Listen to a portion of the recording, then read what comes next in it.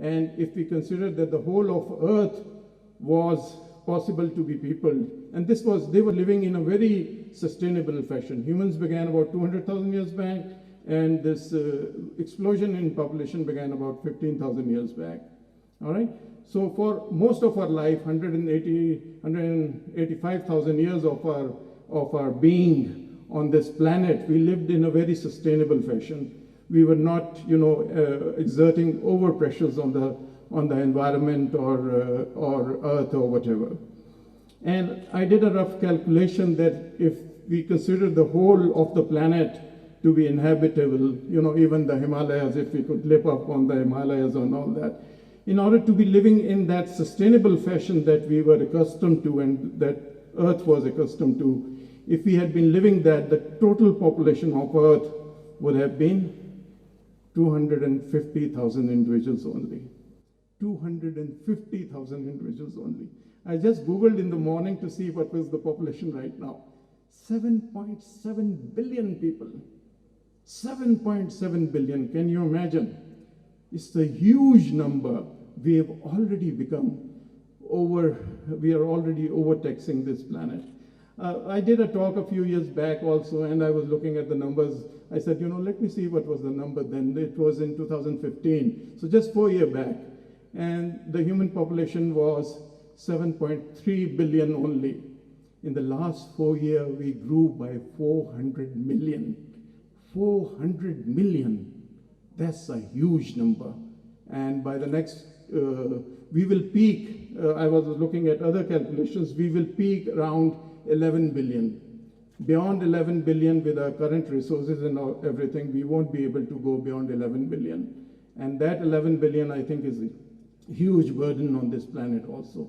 Now, how do we, live in a sustainable fashion that, will result in sustaining this planet? Because, like I said, 250,000 individuals are only meant to be sustainably brought up on this planet. So how do we live in that sort of a fashion? That, I think the universities and the research institutions, they need to work on next and figure out a process or figure out different processes, in fact, that will not burden this planet. Otherwise, we will destroy this planet completely. All right? Okay, so next thing I was supposed to talk about regional integration. I think it's very, very important that we cooperate with our, individuals or universities or countries which are in our region. Why is it important to cooperate? No nation alone in the current scenario can really sustainably do enough work to have a sustainable environment. And countries which are juxtaposition to each other, they have a better chance to solve their problems. All right? And if you look at the rankings also, I'm not a great believer in ranking, but obviously the rankings are there, and we can't deny their efficacy, and we can't deny their, the influence they are having on the society.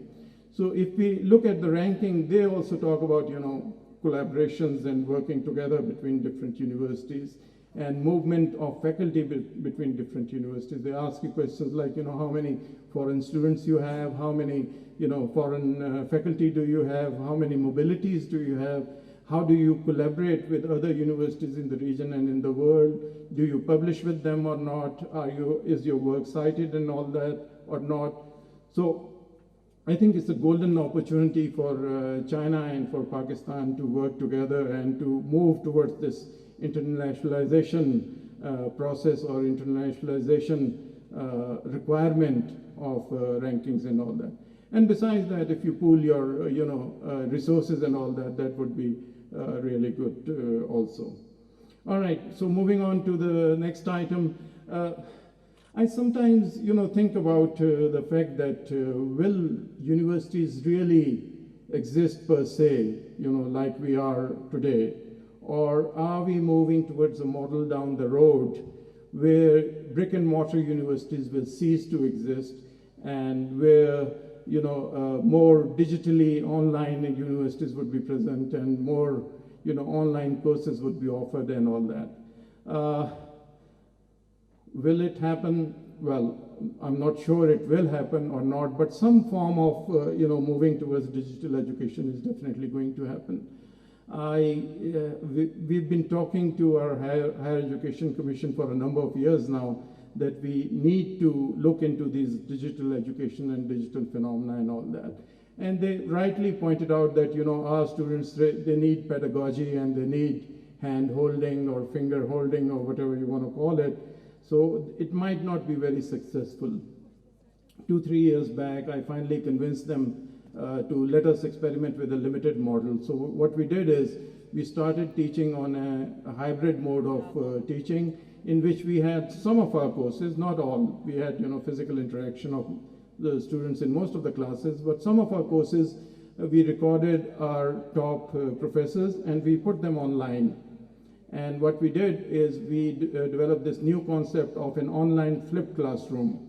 Okay, so the students were supposed to study at home. Classical flipped classroom is when the student studies the classwork at home and the homework in the class. So this is an online model that we started implementing 2 years back. So the students, they study on their own and then they come online. We have created virtual classrooms and virtual discussion rooms. They come online and the teacher is present over there and they then discuss amongst each other and clarify each other's modalities. And this mode of teaching, initially I faced a lot of resistance in that, but it has really taken off now. And especially since we integrated it with the social media and all that, and it has really took off. I was initially, when we were facing resistance, we thought, what is the thing that students do these days? And most of the time, you all know, they are on social media, on their phones and all that. So we integrated it in YouTube and Facebook and all these other social media and also WhatsApp and everything. And it really took off after that.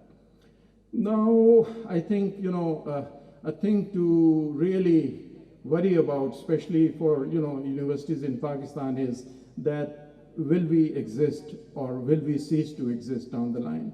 Really, my worry and my question is that if a student can sit here in Pakistan and get a degree from Oxford or Cambridge or UCL or Stanford or whatever, why would he really come into my university, ComStat University, and register for a degree? And another question which arises in my mind most of the time, and I will ask the panel also to comment on this, is do we really need degree programs any longer? Why do we need degree programs? Somebody was telling me that degrees are, I think it was circulating on the WhatsApp, degrees are a sort of it's not what knowledge you gain, it is a receipt of the tuition that your parents paid. So has that what the degrees become, and what are we doing as far as really teaching individuals and teachers? I'm a very strong disbeliever in what I call podium teaching, where a person like me gets up on the stage and does a one-way delivery, and the students take home absolutely nothing, or maybe 10-20%, and that they forget down the road also. So we've designed a lot of object-based education, especially in our CS and our engineering programs, and we are hoping that that will function better. But really, I sometimes wonder, will we still need universities or what? What is the role of humanity down the road when you have big data coming in and you have artificial intelligence coming in also? And most of the mundane tasks that we humans do, be it driving, be it any other repetitive task, or be it even thinking, will the machines be able to do it better than us? I think with quantum computing coming into place, we have a very strong possibility that the machines will be better thinkers than humans. We have a sort of a thing which is known as apathy, and the machines currently lack apathy. They see everything in a 2-dimension. We sort of see things in 4 dimensions, apathy being one. And that is why we as a human race have been successful up till now. But what will be the role of humanity in the future? I often wonder even if research labs will exist any longer, because I see a time coming very, very soon where you will have robots performing most of your experiments. Some of my lab mates are sitting here. They remember the time when we were doing the sequencing ourselves now we outsource it to Korea and to other labs who have robotic instrumentation and who can perform the experiments much better. So I see a time when, our avatar would be with us, composed of artificial intelligence, maybe in our cell phone and all that, and we will be talking to the avatar, like he's saying, what can I help you with? My Siri is asking me that question. So maybe we can be talking to our avatar and formulate, theories, and the avatar and robots might be, validating those theories by experiments and all that. That time will come also. Then again, at that time, what would be the future of humanity and what we as humans will be doing? Currently, by 2030, you all know that very well, that 60% of the jobs that you see currently will disappear from the planet. They will no longer be there.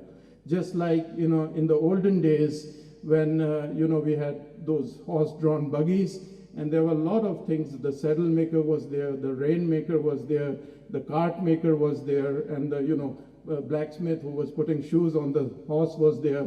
But as soon as the automobile came in, all those jobs disappeared. And it's very difficult now, if you own a horse, to find these individuals in the world. All those jobs disappeared, and they were the major contributors in the economy and all that. But the thing is, that happened very, very slowly, because the automobile, came in, and then it progressed to mass production, and then it progressed to cheaper prices, and ultimately now we see automobiles everywhere. What we are facing now with artificial intelligence and machine learning is the fastest disruptive technology that we've ever seen. In the next 5 years, the way you do business, the way you study, the way you live, everything will change completely. And in Pakistan, are we really ready for that change? And what is required? The funny part is, 60% jobs will disappear, but 60% more jobs will come up, which we have absolutely no inkling right now of what will be those 60% jobs. All right, so that's a good part.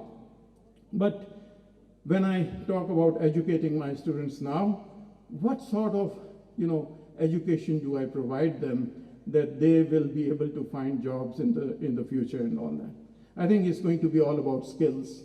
Do you have skill of coding? Do you have skill of flying a helicopter? Do you have skill to do this? Do you have skill to do that? It's going to be very heavily skill-based. What sort of skills do you possess? I was talking to a software house person the other day. He's the owner of one of the leading software houses. And he said, when the student comes to me, I don't ask him if you have BCS or MCS or whatever else, I just ask him, which languages can you code in? Can you work in a team? Are you comfortable with, doing long hours? Can you work at odd hours? He says, I ask them these questions. So education and everything, I think we need to move towards skill-based education now. We need to move away from this traditional modus thinking of education. HEC is going to transform our undergraduate education to have more, humanities and empathy in there. But really, I think, in my opinion, we need more skills. Without that, we can't survive. So that brings me to my last point, challenges of the university. I think I've covered most of that. Will we really exist in the future? And in what form are we going to exist?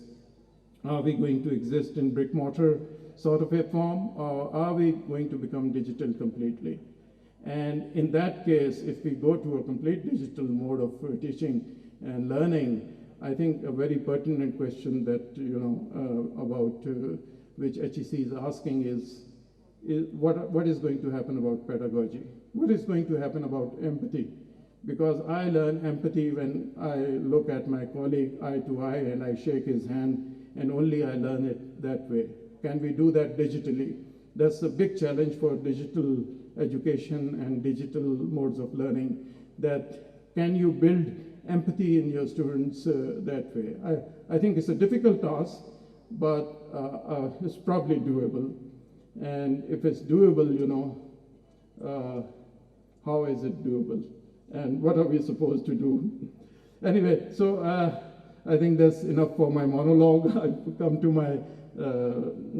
my panel over here. We have 4 distinguished academicians here. First, what I'll do is I'll ask all of you to do a short introduction of yourself. We have Professor Hong Tian-Hu over here from the Institute of Mountain Hazards and Environment, Chinese Academy of Sciences. He's an academician and so very revered and honored for us. Professor Hong, if you will do a brief introduction of yourself and tell us a bit about your work and all that, and your university also. Okay, thank you, Mr. Chairman. Actually, I'm not from the Institute of Mountain Hazards and Environment. I'm from the Institute of Remote Sensing and Digital Health of the Chinese Academy of Sciences. My apologies. So on the list, the name is wrong. But anyway, actually, I'm working for the Institute of Mountain Hazards. Okay. So this is quite similar. Well, I used to be working in different universities. First, the University of Science and Technology of China, and then later, the University of the Chinese Academy of Sciences. And after that, I was moving to Paris, France, to work in the permanent delegation of China to UNESCO. And then when I came back from UNESCO, I began to use space technologies to monitor and conserve the properties of UNESCO, just like World Heritage Sites, World Biosphere Reserves, and Global Geoparks. So these are the work that I've been doing in the past. So this is my simple and brief introduction. Thank you very much, Professor. And after that, we have Professor Nisar Ahmed Siddiqui Saab. He is Vice Chancellor of Sakkar IBA University. Recently, a few months back, I visited Sakkar IBA, and I was really flabbergasted to see that such a wonderful university exists at a place where I would have thought, because I've passed through Sakkar during my childhood, Sakkar and Rodi, we used to pass through that quite often, and I know how should I put it, how underdeveloped that area is. But I was very pleasantly surprised to see this excellent mushroom growing in the desert, which is the sole work of Professor Siddiqui. So, I'm very happy that such excellent institutions exist in this country. Sir, over to you. Thank you very much. In fact, Sakkar IBA is a university which has come into existence recently in 2006. And during this period, the university has developed, and also that is the result of the research, thinking over various aspects of teaching as well as research. So I will be talking about them later on. Certainly.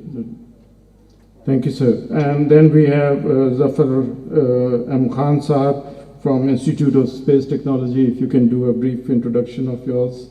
Bismillahirrahmanirrahim. I'm basically an aerospace engineer with masters in mechanical engineering, PhD in material engineering, and postdoc in a combination of all these in optic fiber sensors. After that, I came and joined the National University of Sciences and Technology, taught there for about 12 years, and ended up as a Dean of Academic Studies. Another 12 years at National Engineering and Scientific Commission, where I established research centers. At the same time, I was visiting faculty to UT Texela. At the moment, I am at Institute of Space Technology, where I am taking care of research, innovation, and commercialization as Director General. And I've been visiting faculty during this time to Winona State University, USA, Nanjing University of Aeronautics and Astronautics, and Australian Institute of Energetic Materials. I'm very much proponent of commercialization of research. That's why I spearheaded this program at NUST, and now I'm taking care of this program at Institute of Space Technology. Thank you very much. And then we have Dr. Liu Peng. He's from College of International Studies at Yunnan University, China. Please, a brief introduction of yourself. Okay, thank you, Chair. Thank you for the organizers. I originally I worked in a bank and an accountant firm for some years, and after working there for several years, I returned to academia.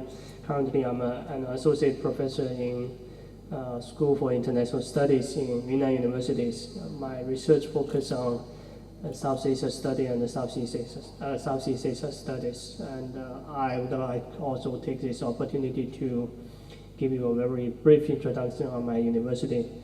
Yunnan University is located in Yunnan, which is in the southwest part of China. And it is a gateway for China's opening up for the South Asia and Southeast Asia. And also in the Ocean region. So our university, the South Asia study and Southeast Asia studies is among our key areas in our universities. And currently we offer 42 programs from bachelor degree to doctor degrees. So welcome, if you have chance, welcome to visit our university in the future. Thank you. Thank you very much. I see a very dear and old friend. Sir, if it's not too rude of me, we have an empty chair sitting over here. Can I ask you to, sir, आपको Dr. Mukhtar, if you will be very kind, sir. Thank you very much, sir. Dr. Mukhtar he'll introduce himself also, but he initially came from US as a foreign faculty, and then he settled here, and he's been recently appointed as the Vice Chancellor of the Skills University, which is to be set up in Islamabad. And we are very glad to have you, sir, with us, and I'm really grateful for you to join the panel. We were one individual short, now we have a full panel. Thank you, sir. I did a monologue to begin with. I think you were lucky enough to escape that monologue, but we'll join the discussion anyway. Sir, if you can just briefly introduce yourself to the audience. Bismillahirrahmanirrahim. I'm Professor Mukhtar, serving as Vice Chancellor of National Skill University here in Islamabad. This is a very new university. But previously I have served as Vice Chancellor of 3 universities in southern Punjab and played my role in the establishment of, I think, 4 universities in Punjab side, Basically, I'm a researcher like Dr. Rahi. Thank you. Thank you, Dr. Saab. Thank you very much. So what we will do is we will do this a little bit different. Usually what happens in panel discussion is you go through a bunch of questions from the moderator, and that at the end, when everybody's forgotten about everything, then you go towards the question answers and all that. So what we will do is I'll ask a question from an individual and we'll hear the answer, and if there's any question about that from the floor, we'll take that, if that is okay with everybody. But I do ask questions, my professor once told me, there are no stupid questions, okay? Every question is a valid question if you don't know about it, all right? So don't be shy. Never be shy of asking questions. I think that is the only way you're going to learn. I sometimes get up and ask very ridiculous out of the way questions, but it's a question for me. I didn't understand what the presenter said, so it's a valid question for me, and I have a right to understand what he was saying, what he or she was saying. So please, I would encourage you to do ask questions. Don't be shy. This is how you learn science and technology and everything, and education and all that. So I'll ask my dear friend to begin with, my dear friend Professor Mukhtar, this question about how are universities contributing to the national economic development in Pakistan, and what do you think are the emerging challenges that we need to look into? Sir, over to you. I think I can say in Urdu, Sar Mundate hi aule Sir, aapke gray hair dekh ke maine aapko sir kaha. And for my Chinese colleagues, so you got your hair cut and right away the hail start coming in. So that's I think I can translate in English. Sir, thank you very much. To be honest with you, I think research is very dear and near to me, and I'm always a devil advocate, and I know we celebrate that our universities are in international ranking and things like that. One this morning it was being discussed also. And I had the unique honor to see the numbers. Like, I mean, if you look at the universities, initially universities was developed just to educate people, just for education. Then there was an evolution. Universities come, okay, you don't have to teach only, you have to do some research also. Okay, then we come in the second phase of, like, I mean, this universities. And then after that, we come in the third phase. Like, universities have to play their role in social aspect, in moral aspect, in economy aspect, knowledge economy, and you name it, lot more other things emerge on that side. So I don't want to paint a pessimistic picture of Pakistani universities, but I definitely want to share, and I'm glad, like, I mean, our Chinese colleagues are over here. So, I mean, we all have kids, and if our son and daughter get 50% marks, will you be happy with that one? I don't think most of the people will be happy. Will not be happy. Certainly. And these two things which I have mentioned in teaching and research, you know, in Times Higher Education ranking, even our best university has got less than 20% marks. Absolutely true. Okay, so this is the challenge that, and of course I look at the Chinese universities also. Some of the Chinese universities, they have gone above 80% marks in teaching and research. Absolutely. And I think we are sitting at the right forum, and we have to collaborate with each other, talk with each other. But on the other side, I want to give you a very rosy picture of that one also. Though we have got 20%, less than 20% mark in teaching and research, but if you look at the impact of that, like, I mean, 20%, the impact goes above 80%, and we be proud of this one. So there is a need to do a little bit more efforts. Let's set targets. So, I mean, we don't want to be like, I mean, a 50%. Let's set target next year, at least 5 universities of Pakistan will get 35% marks in teaching and research.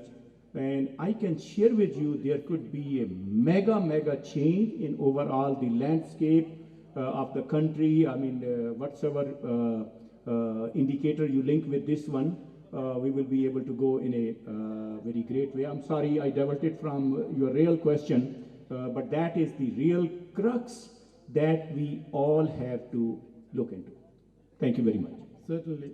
I'll open the floor for questions to Professor Mukhtar. But Professor, when in my monologue earlier also, I mentioned that the traditional modes of teaching and learning are now failing in the world. You know, wherever you look at, you are coming up with new modes of teaching, especially use of technology in teaching and learning.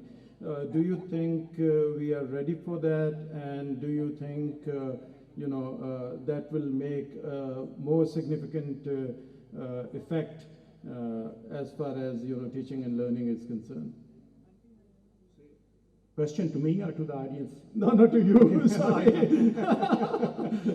Audience is going to ask you. Yeah, because audience are smarter than I over here. You know, I know these. I see a lot more young and bright faces. They might know. Let me share with you. My recent assignment was I classify myself as an academic tourist. So you name a country, I think the most developed country I have taught over there. Of course, my 20 years teaching in USA. But my recent assignment was in Malaysia.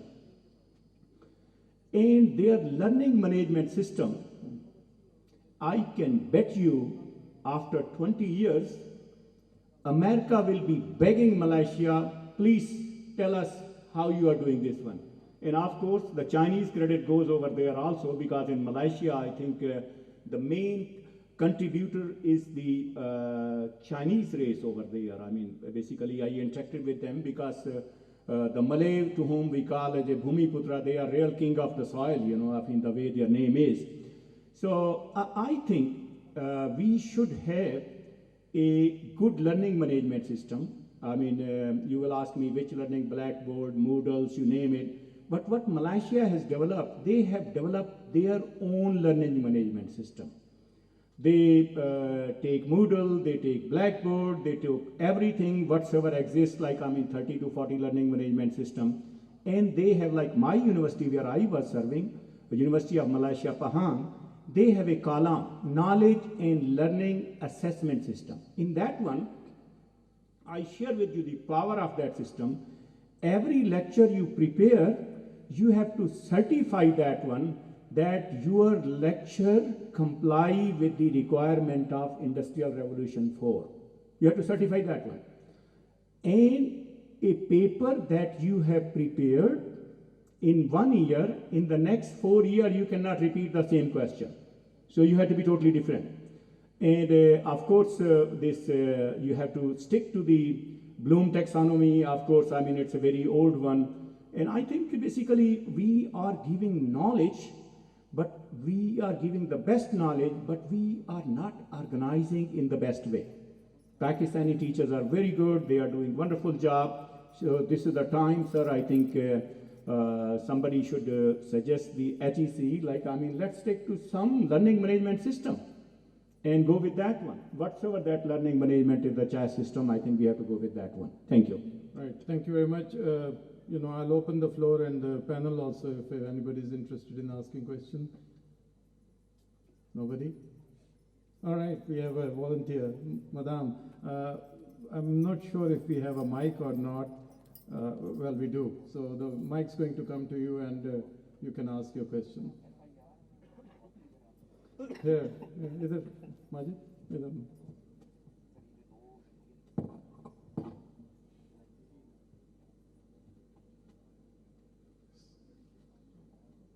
Can we have a couple of mics so, you know, 2 people stand here and distribute the mics?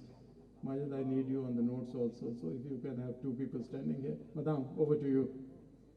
This is Dr. Samina, Assistant Professor in the University of Azad Jammu Kashmir, Muzaffarabad.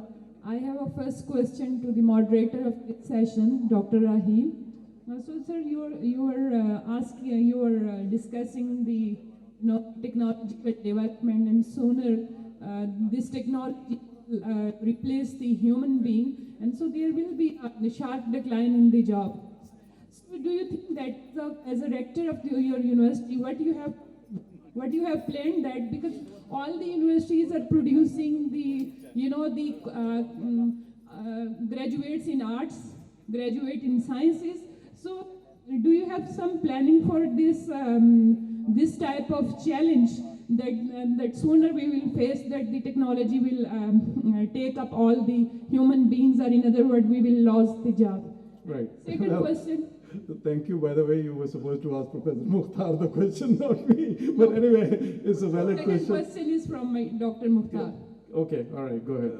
But may I answer the first question? Yes, please, sir. If you, Let's go question by I question. have a volunteer to take over the question, please. In the first place, artificial intelligence is going to penetrate all the fields of life, like HR, like arts, science, and in everything else. Artificial intelligence is not only restricted to industries, rather it's going to affect everything in the life.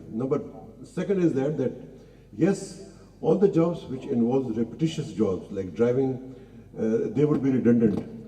But at the same time, we are going to increase the expertise level of the qualified human resource. Like we will be more focusing on the data processing, on machine learning, deep learning, robotics, and in all these fields. So the level of intelligence will be increased, and we will expect the human resource that they should be skill focused, that they should be qualifying in particular skills and increase the level of skill rather than going over for repetitious jobs. So my answer to your question is that initially you may feel like that there's a reduction in the job for the low skilled people, but in the long run, the level of society will improve and tomorrow will be better than today. Thank you very much. Absolutely. And yes, answer to your question that we have started focusing towards this. I think what we lack in our society and in our education is creative thinking.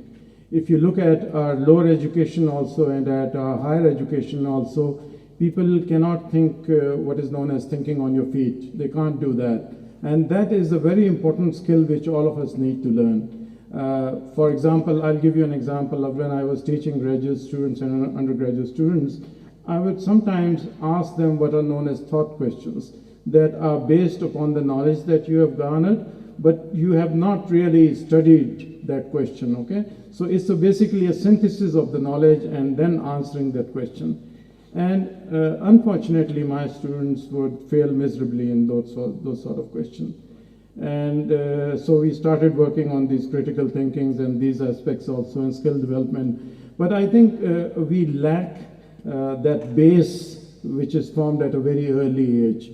And I've been talking to the Minister of Education also that we need to start critical thinking and analytical skills at a very early age in school and even, you know, in maybe preschool, not preschool, I'm just exaggerating, in school and high school and college and all that. I think that is very, very important. All right, so over to you for a question to Dr. Mukhtar this time.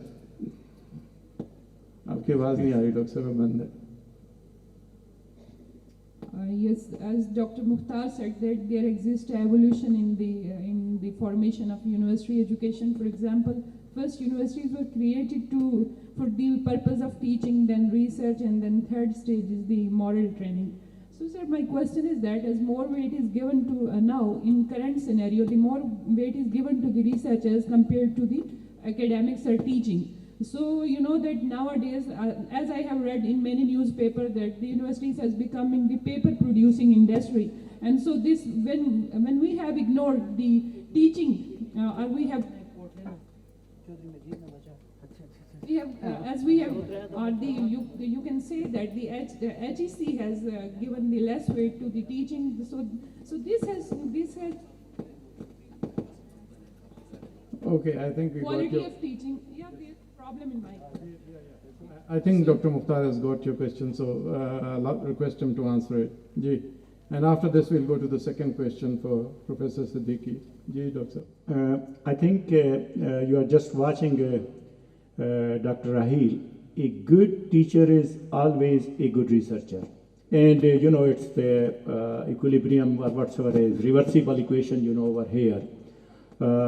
I mean, if HEC is, I don't know about this one, if HEC is giving more weightage to the research than teaching, I think we are not doing the right thing, to be honest with you. I served in USA for, there was initially my doctoral degree, then I went into the research. Trust me, I did never got a single dollar from my university or salary from my university. Rather, I used to pay the university. So every grant I get it. So from that grant, I used to get my own salary and then pay to the university also 60%. That university can run its teaching program and things like this one. So good researcher always support the good teaching environment. We should, never think about this one, that research is more important than teaching, you know, okay? Teaching is the first thing and the prime thing. We should keep paying more attention. Thank you. Absolutely. I would add to this, you know, somewhere along the line of this, you know, tenure track system and doing research for the sake of doing research and all that, we lost that, you know, good quality teaching in our faculty and all that. I see Professor Asghari sitting here, Professor Hamid sitting here, and they were excellent teachers, you know, when they were teaching, and still they are teaching, and they're excellent teachers. But when we shifted our focus towards research and all that, we lost that focus towards teaching. And that has unfortunately resulted, you know, a decline in our educational standard. And along with that, you know, we say taaleem and tarbiyat. That focus on tarbiyat, which our professors were, you know, giving out to their students earlier, that has completely gone also. Now you see a lot of aggression in your students. You see a lot of, you know, misbehavior in your students. I quote this often that, you know, I'm from Ahmedabad Public School. We did not used to pass in front of our principal's office out of respect, not out of fear. We used to take the longer route to do that. But now you don't see that tarbiyat in the students any longer. There's only aggression, and on Twitter also I see only aggression and abusing. Constantly abusing the higher-ups and the rector and vice chancellors and all that. And that's really bad behavior, nothing else. You have to have, you know, good behavior and empathy. And I think it's partly our fault also as teacher that we did not concentrate on really teaching properly and developing the tarbiyat aspect of teaching also. Thank you. All right. So we'll move on to the next question for Professor Siddiqui. And before I ask that question, let me just say that we are in the fourth industrial revolution right now. I hope everybody understands what the fourth industrial revolution is and what were the previous ones. But just to recap, the first industrial revolution happened when, the steam engine was invented. And after that, the industry and all that took place. And the second industrial revolution took place when these factories came into being and mass production and all that. Third industrial revolution happened when, computing and all these technologies came into being. Now the fourth industrial revolution is all about data and use of artificial intelligence and machine learning in processing data and so on and so forth. Just to give you a brief idea, before in the 20th century, what was happening, that knowledge that was created by humans was doubling every 100 years, all right? After World War II, knowledge started doubling every 25 years. That is the whole of bunch of knowledge that humanity had created. It would double in 25 years. And current rate is about knowledge doubling about every 13 months. But this artificial intelligence and big data and all these things which are coming into the fourth industrial revolution, you will double knowledge every 13 hours. And that's a huge amount of knowledge and data that you'll be processing. And that will bring revolutionary changes into the society and into our daily living and so on and so forth. So my question to Professor Nisar Ahmed Siddiqui Saab is, how can universities contribute towards national capacity to leapfrog into the fourth industrial revolution while being mindful of the current economic challenges? Obviously, Pakistan has a lot of economic challenges, and we really are between a rock and a hard place in order to decide, what sort of a direction the university should take and how do we really become part of this fourth industrial revolution. We missed the IT bubble, and then we sort of missed the biotechnology bubble also, but I hope that we won't miss this next bubble of the fourth industrial revolution. Professor Nisar Saab, over to you, Ji. Mics are on. Before giving the answers to your question, I may ask the question. You see, HEC came into existence about 10 to 15 years. 15 years back. And during this HEC has made a large, huge contribution in promoting research. Number of PhDs, one of the indicators is number of PhDs increased manifold. My question is that with all these facts, has this research contributed towards national development? I think we need to do research on this also. What has been the impact of this? So, as far as this question is concerned, that the research contributes towards the national development, should contribute, but practically it is not happening. We have to find out the reasons for this. And to me, perhaps one of the reasons may be the emphasis of HEC or regulator on producing papers. So we are producing papers which are published in journals and nobody reads them, and there is no contribution towards the national economy. That needs to be researched into. See, generally the knowledge consists of 4 levels. Number one is our education consists of 4 stages. 1, transmission of knowledge. Second is understanding the knowledge. Third is applying the knowledge. And the fourth is integrating the knowledge. So we are up till now within the first 2 levels. Actually, the research is something, it should have some purpose. The research may have the orientation of teaching, the research may have the orientation of research for the real research center, and the research may have orientation of impact. So what we need in Pakistan or in developing countries, we need to more place emphasis on impact-oriented research, which produces impact in our society, which contributes towards the sustainability of this growth, and therefore I think we need to assign a proper purpose to the research whichever is carried on. Thank you, sir. Sir, I've been hearing this, quite often, that moving from impact factor to impact research and all that. But do you not think that it's a little bit unfair to, bash the research which our very veneered faculty has been doing? Because, see, there has been absolutely zero base of research in Pakistan. And applied research and impactful research cannot be conducted in the absence of basic data. And I think now most of our researchers that I see in my university, they have built at least the basic data and basic research and basic knowledge that now they can easily move towards, impactful research.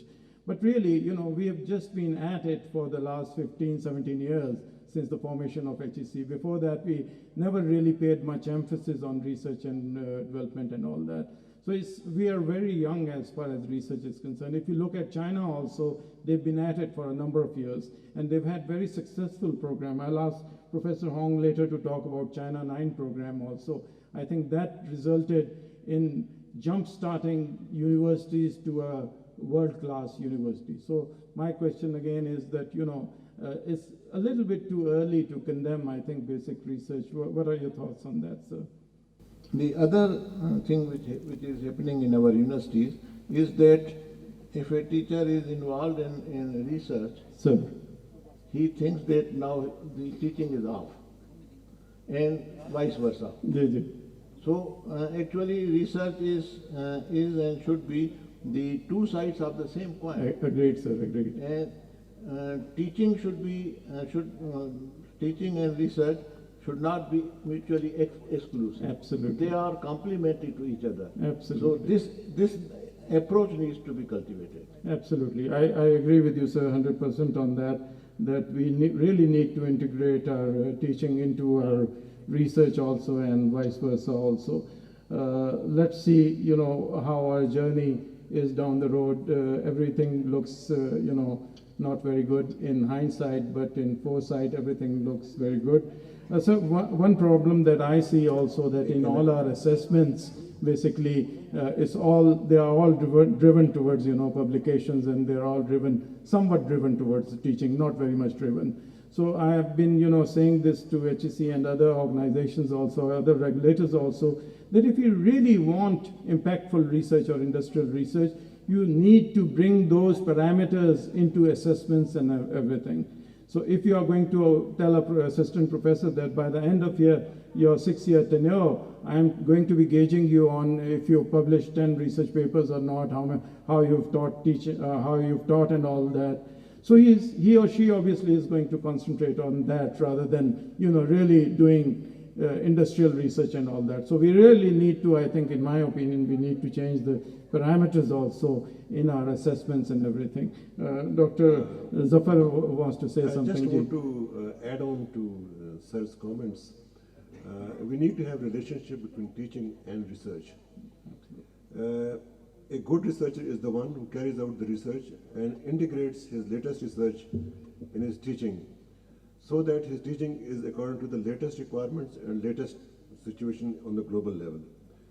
And the second thing is that whatever research is there, that should also be hooked up with the industry so that they could solve some industrial problems. Certainly.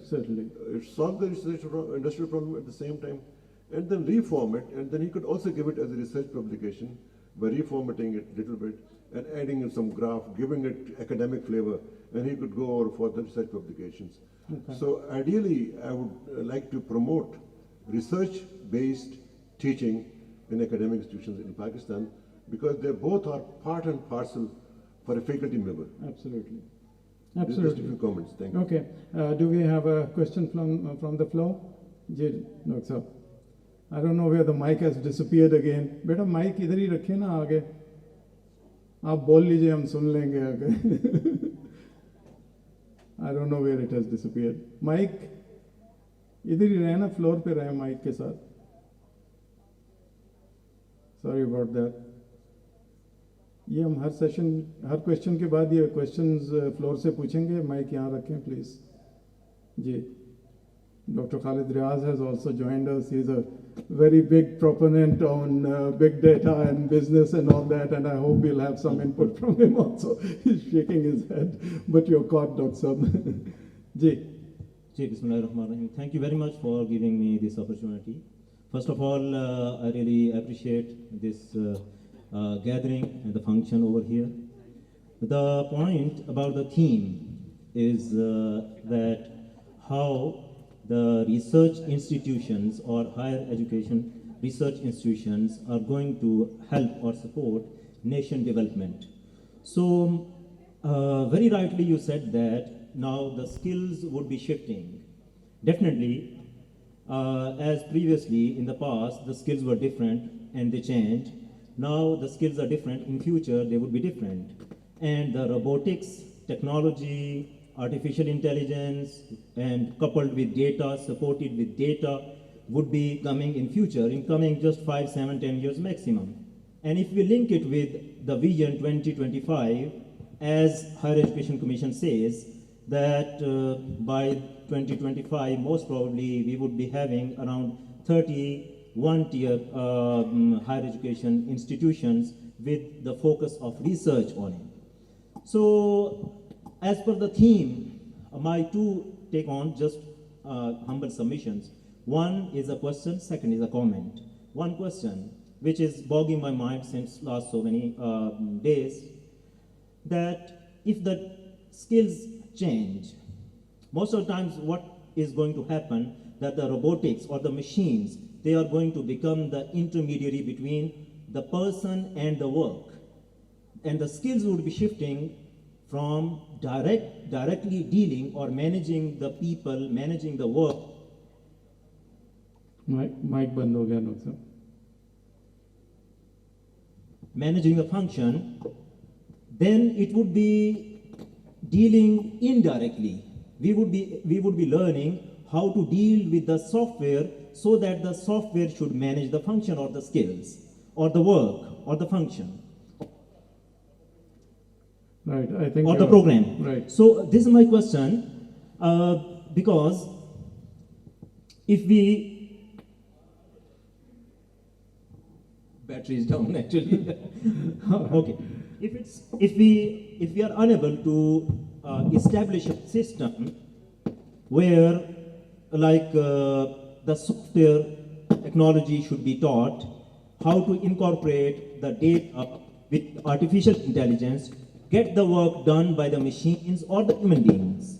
Yeah. So is there any mechanism on which the higher educational mentality people are working or giving proposition? This is my question, and after that I would be having one comment. All right, okay, thank you very much, Dr. Saab. I'll ask the panel to answer that. But really, will we be really involved in building the softwares also? I think these autonomous machines are going to be so smart, especially with quantum computing and all that, that they'll be bringing their,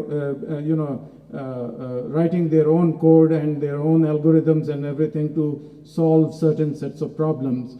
So the solution of problems might not be what, us humans beings are going to do, is that, how to get water in a biodegradable, packaging. That process might, move over to machines, and especially machine learning and all that.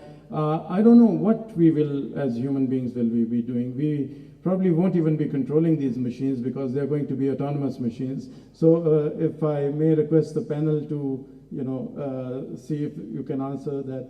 Ji, Dr. Mukhtar Saab is raising his hand. Young man, a very beautiful question, and your comment also, how these technologies will contribute toward nation building. Let me share with you. If we say that we are going to, after 10 years, we are going to run this country on artificial intelligence, I think that is the biggest lie. Okay? So we just started National Skill University over here.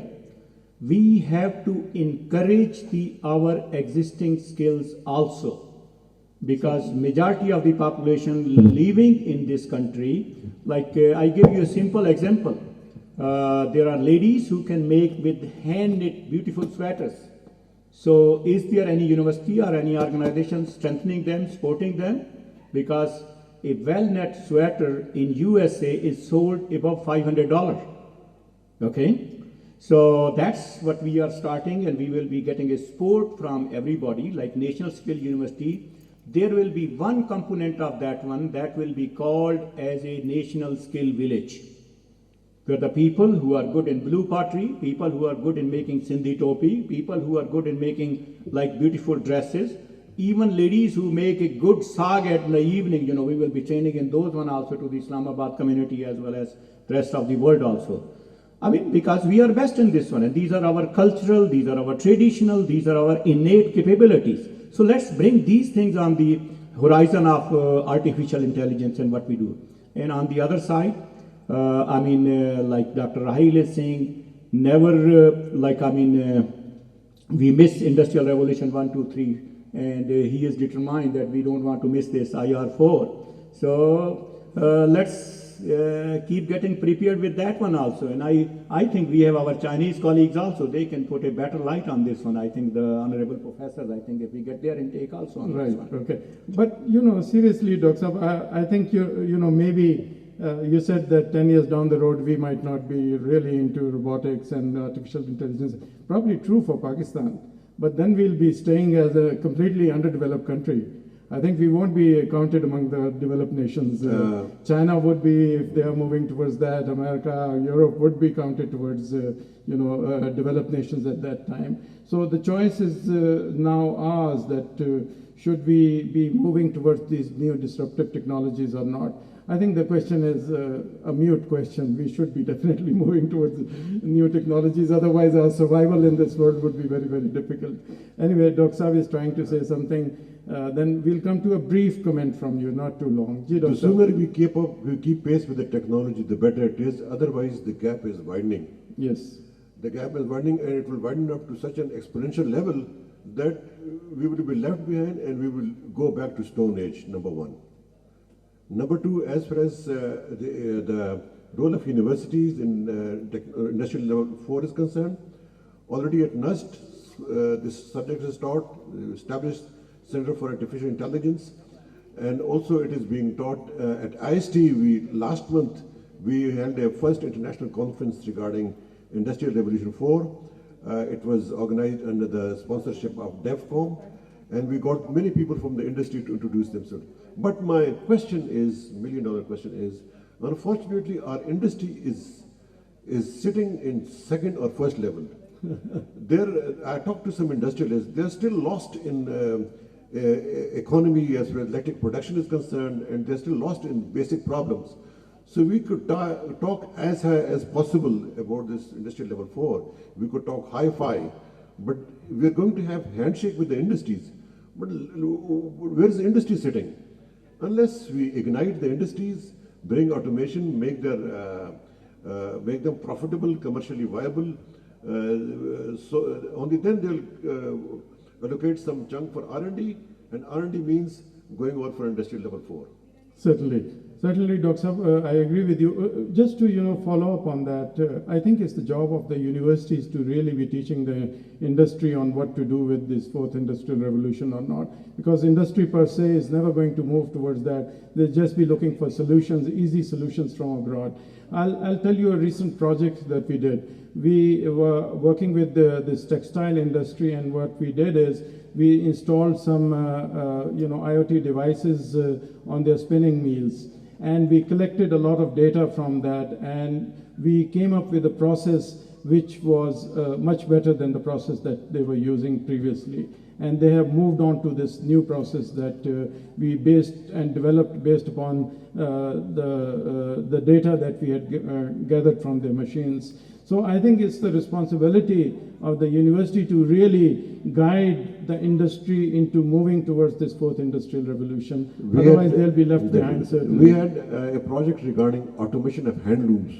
Hand looms are all over manual, but we placed sensors over there. We placed automation, hydraulic sensor, hydraulic actuators, and then we were able to automate that hand loom, and we're going to offer it to the industries in near future.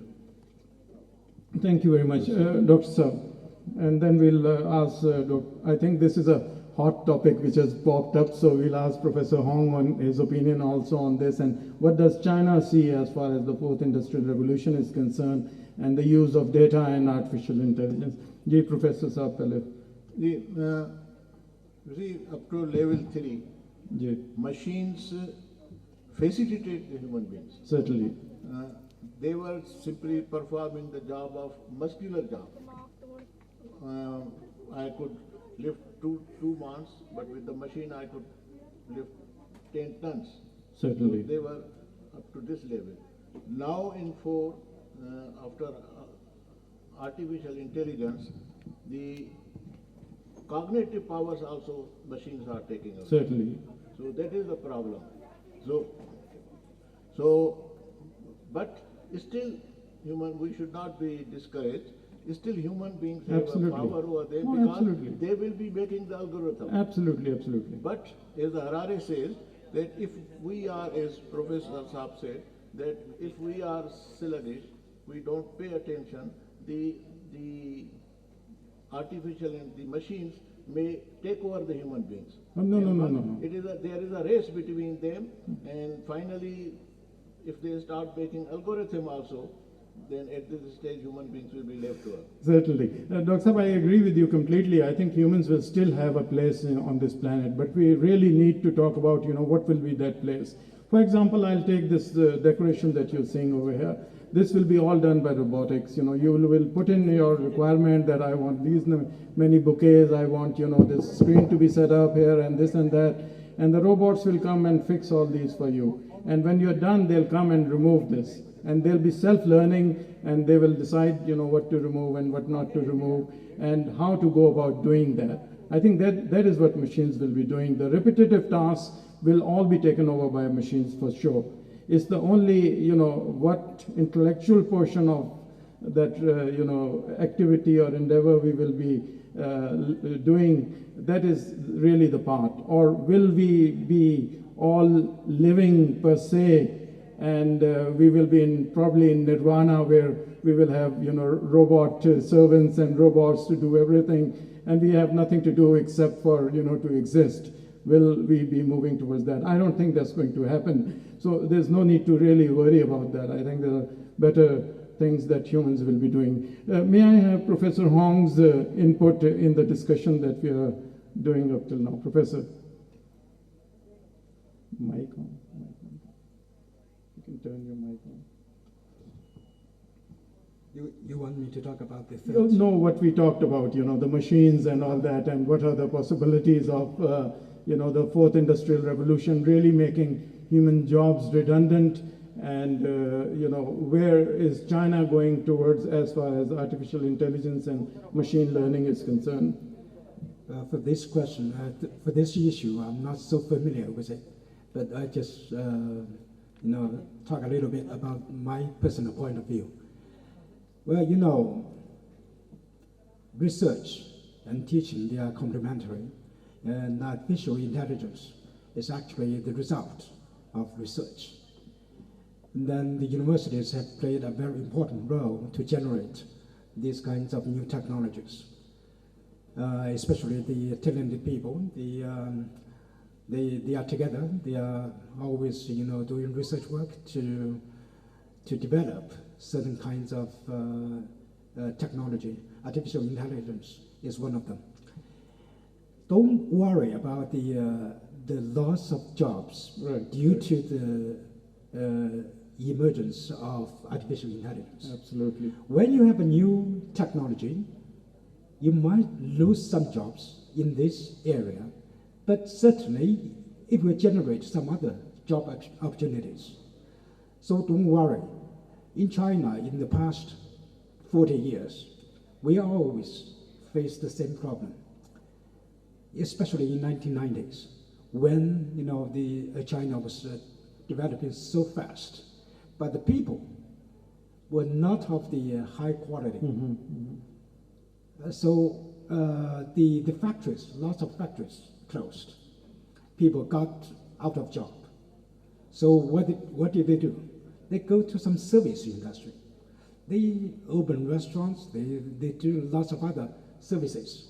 Then these kinds of service industry were generated.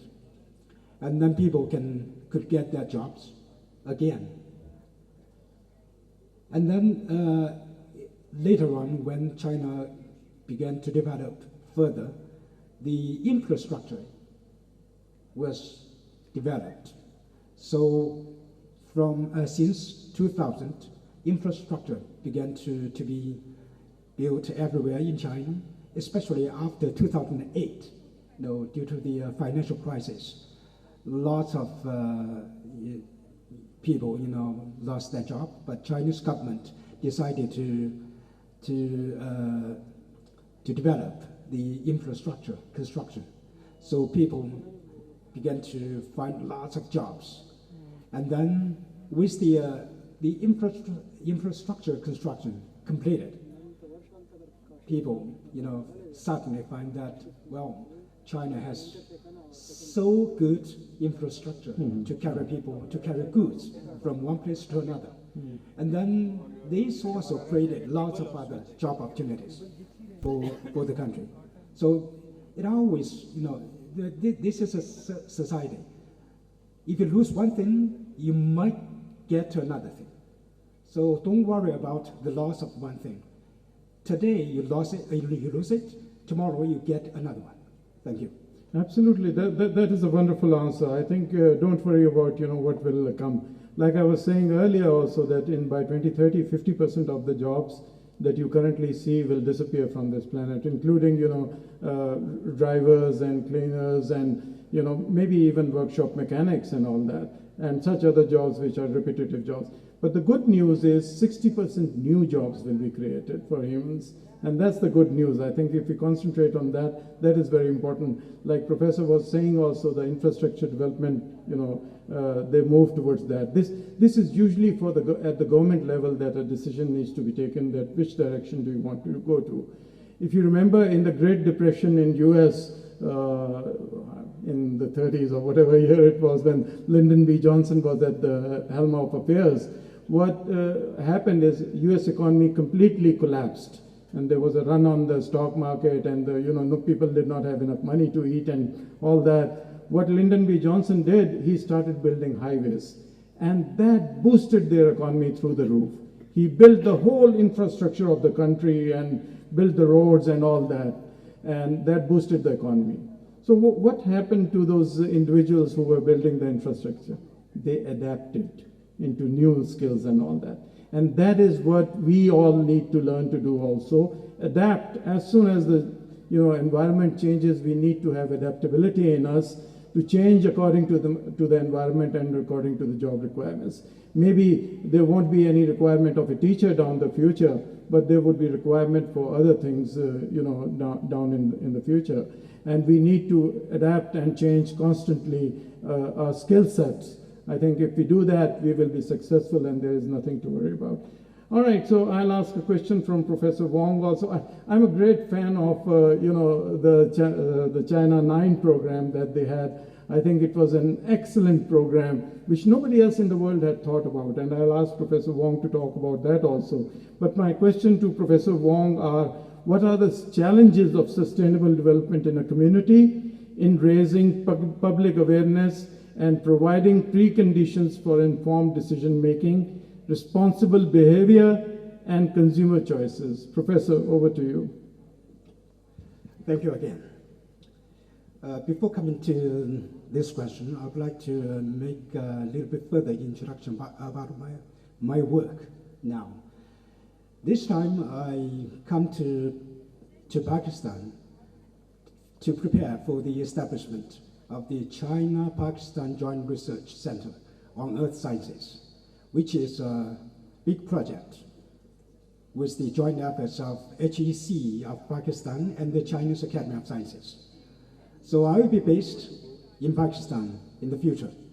So I hope that in future we can have opportunities to cooperate with each other. We are coming to the most challenges. I would like to recall to a short story of my personal experience. When I was a little child, there was a very good river just flowing near my village. The river was, the water was so clean, and the trees along the river were so good, very well planted. It grew very well. But suddenly, when China began to open itself to the outside world, all of a sudden, one night, all the trees along the river were cut off. Why? Because the people, the villagers, wanted to use the trees as energy resources. They want to burn it for cooking. So this is the simple answer. And then why did they do that? Because they could not find some other things to replace the heating energy. So that caused the problem of development and conservation. So the biggest challenge, I think, for sustainable development is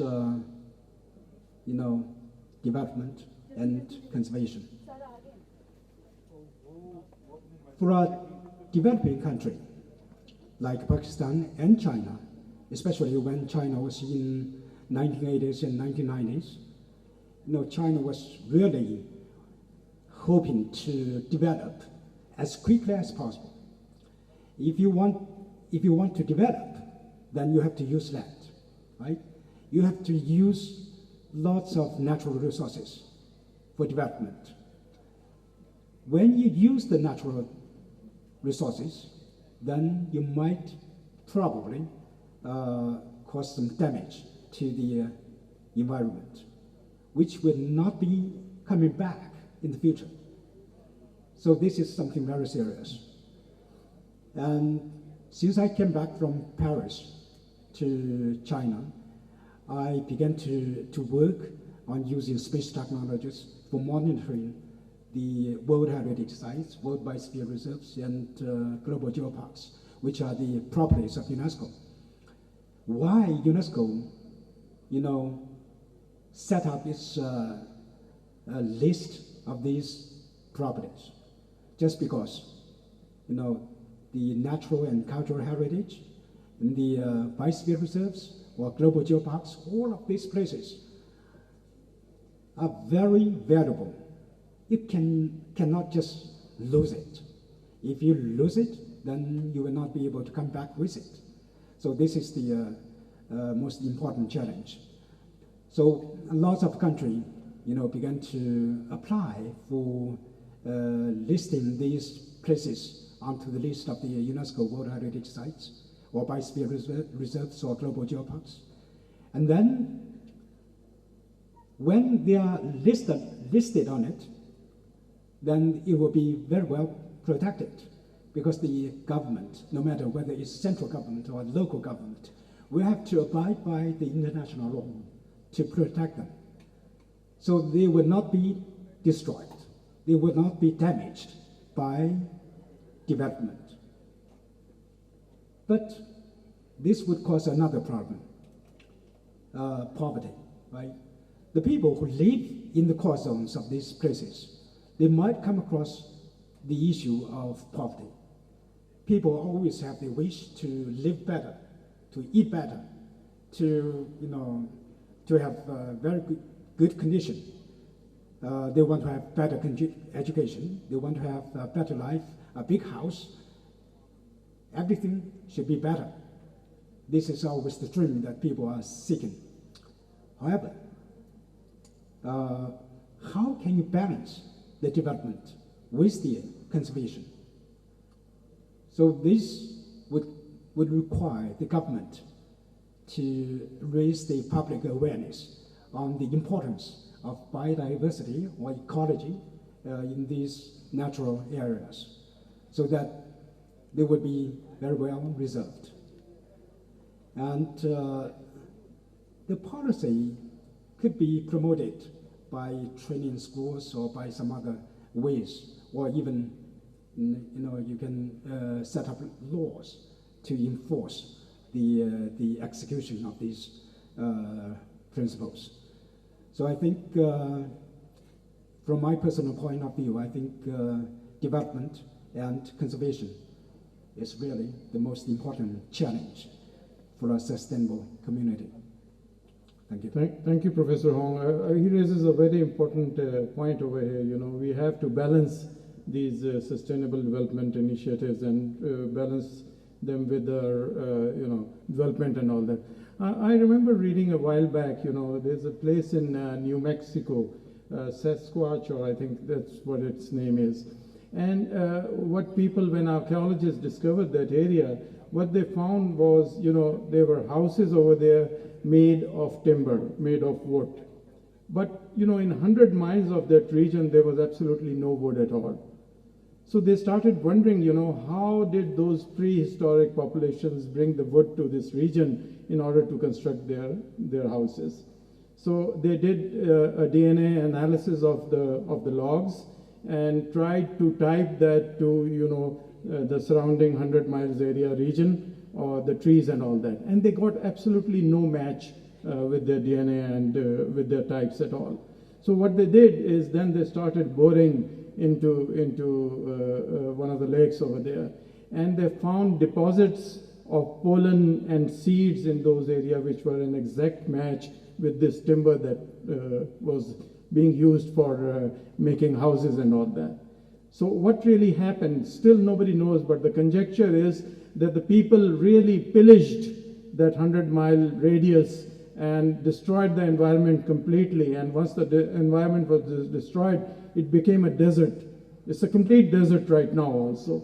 And they had to then move out of that area. Our two ruins, Harappa and Mohenjo-daro, maybe that's what happened over there also, because all of a sudden humanity disappeared from there. And we really don't know why people did not inhabit those areas any longer. So I think the thing is that when we destroy the environment so much that it becomes unsustainable even for humans to live there. And that is not what we should move towards. My question to Professor Hong is that a few years back, I went to Beijing, and there used to be a lot of dust storms at that time. And all of a sudden, within 5 years or so, these dust storms disappeared. And there were a lot of work done by the Chinese on, on sustainable development and all that. I know what it is, but I would really like you to share with our audience also that what happened and how did China control all that serious problem which would have converted the whole of Beijing into a desert. Well, I really want to share with you some of the points, the situation now and the situation 5 years back. 5 years ago, CCTV of China broadcasted a news. President Xi Jinping, paid a visit to a street we call Nanluo Guxiang in Beijing. This is a famous street. When we watched him on the TV, it was so foggy. You could not see him very clearly on the screen. Right. And then that was the worst time. The worst, smoky. We call it smoggy. Smoke and foggy. We call it smoggy. So this was the most serious smoke at that time. If you could not see the president on the screen, and that was really serious. So from then on, Chinese government decided to deal with it. So all the the industries which were causing problems to the atmosphere were stopped. Some of them were moved to some far remote areas so that they would not cause any problems to the atmosphere. And then the people were not allowed to burn some, agricultural products, so that the sky became clearer and clearer. So it seems that from 5 years ago, the weather, the temperature, no, not the temperature, just the sky became clearer and clearer from 1 year to another. So nowadays, you could not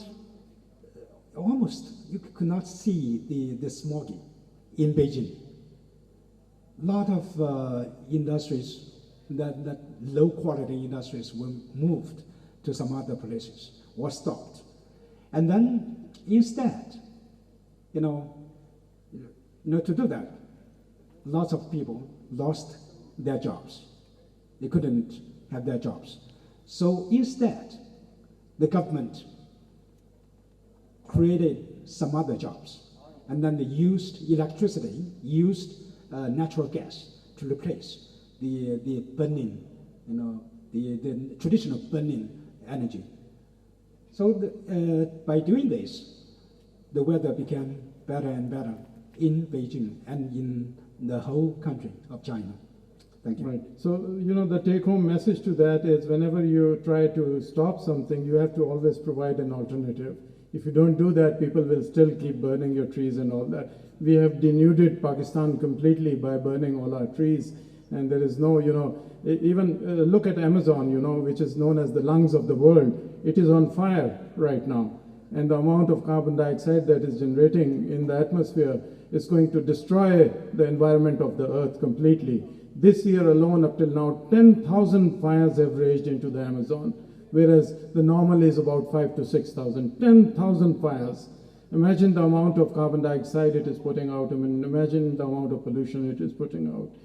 Professor, we are, very intrigued by the China 9 program of the Chinese government. See, when the government takes the right decision, this is what happens in the country. It undergoes a transformation completely. Professor, if you can talk about the China 9 program a little bit, we are very much interested into that program.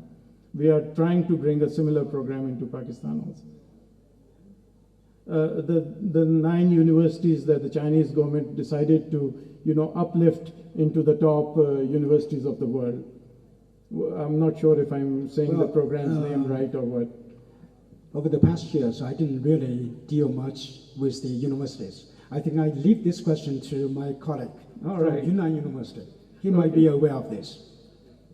Okay, over to you, Professor Lin. Thank you. Unfortunately, we are not one of 9 members. But our university is one of the members of 42. So it's actually 42, not 9. Right. That's what we call double first-class university. So this is a huge project that 42 universities in China had been selected to build at the top university in the world. So each university selected some programs and majors and disciplines at the key areas in the coming 4 years. And this is a competitive process. In the first phase, 42 universities have been selected, but it is not permanent. Each of them have to be evaluated after 4 years. So if you are far away from your original aims or the target, you will be a new one will be added to this 42 groups. So every 4 years there will be evaluations, and within 20 to 50 years, we are expecting that we will have some top university in the world, and almost each university or each faculty member in university have been mobilized. We are encouraged to do more research, publish more papers, and to do more research programs. And international cooperation is one of the data or one of the index which will be evaluated in the future. So each university try to be very creative in terms of international cooperation. In our university, we have conducted one of the largest projects until now, that is to conduct an evaluation of the Belt and Road Initiative in the 20 countries along the Belt and Road. And we almost finished these programs, and 20 books will be published soon in this year. So it's just one case of this double first-class program. So if you have worked or have visited some university in China, and this is pretty much the everyday daily job we are doing. We try to catch up with some top university in China in every aspect, in academic studies, in teachings, in international cooperation, and also in social services. Thank you. All right, thank you, Dr. Liu. The house is open for questions. Dr. Saab is getting angry at me that you didn't let me do my comment. I forgot about it. I have my apologies. No problem. The ball is still kept between the coaches and the captain. I don't know. The people are waiting. The ball is in your court now. Thank you very much. Just a humble suggestion and comment, and after that I'll still talk about this theme, the first theme, right. Nation building through research institutions. So the final end product, or as a researcher if I say, the dependent variable is nation building. So for nation building can be of two tiers, two ways. One, the infrastructure building, and the second most important, human resource building. So on these both things, if I say infrastructure, definitely we can collaborate with our Chinese friends and other friends, and we can develop that. Certainly. When we talk about human resource, the actual nation, the QOM, the nation of this country, Pakistan, for that we need to have the culture, we need to have linguistic problems, we need to have so many other issues, values, and all this stuff. Here, if we go on collaborating with the research institutions of foreign countries, as we have been doing with English or US institutions, so we developed a little bit, but we faced a lot of problems as well, including the linguistic problem. Now here, again, the values may clash to some extent, but it's academic forum, that's why I'm putting here, intellectual discussion. To develop a nation, definitely here we would be having Chinese values and Pakistani values and Chinese language and Pakistani language and all this stuff. How we are going to collaborate this to go for a nation building? One. Second comment, and I'll say thank you. When we talk about, here there was a discussion going on that instead of focusing on impact factor, we should move from impact to impact. That's a very good phrase articulated by you. I say that instead of focusing on impact factor or even impact research, the actual and good research is that research where we focus on the CPEC 3 route and the need of the research, and then we start conducting the research on that, where there is a need.